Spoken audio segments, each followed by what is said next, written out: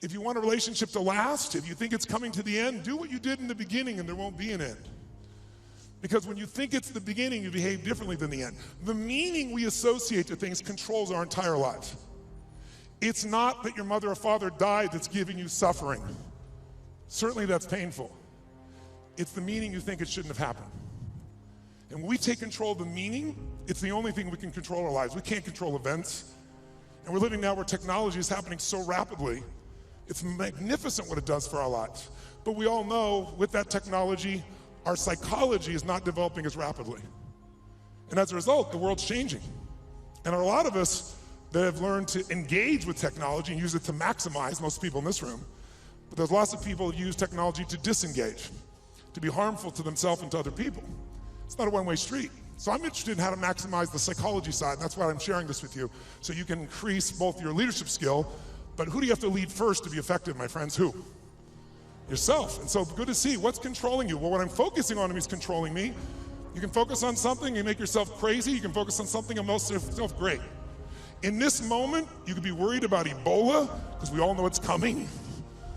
People are freaked out all over the world. 36,000 people die a year of flu, and the whole world is focused on Ebola. Because the news is not designed to inform you, it is designed to startle you. Because that's how you sell things. So if you let someone else take control of your focus, your life will be in someone else's hands.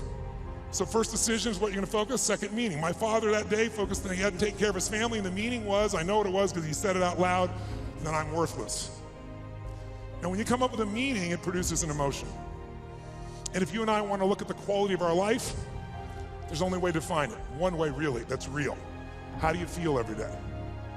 If every day of your life you got $1 billion and every day you feel guilty or angry, by the way, nothing worse than an angry rich man or woman, isn't there? You just want to slap them, don't you? How do you have the right to be angry? But they find a way. But if you got $1 billion and you're angry and you're pissed off and you're guilty all the time, what is the quality of your life? Angry, pissed off, and guilty. If you have nothing, I live in Fiji a portion of the time, I have a home there and a resort there and kind of 2 families of villages there that I interact with the last 25 years. And when you go to Fiji and you walk down the street or you drive by, people jump up and they yell, "Bula, bula, bula," which means welcome, be happy, we love you. And you drive by 5 minutes later and they jump up, "Bula, bula, bula." And you're going like, what drugs are they taking? No one's paying them. But they're so happy. They're in such a different state. They've learned to focus on something else and come up with a different meaning for life. But if the meaning is it's the end, if the meaning is that you're dissing me, if the meaning is you don't care, whatever meaning we come up with, that affects the third decision, which is what am I gonna do?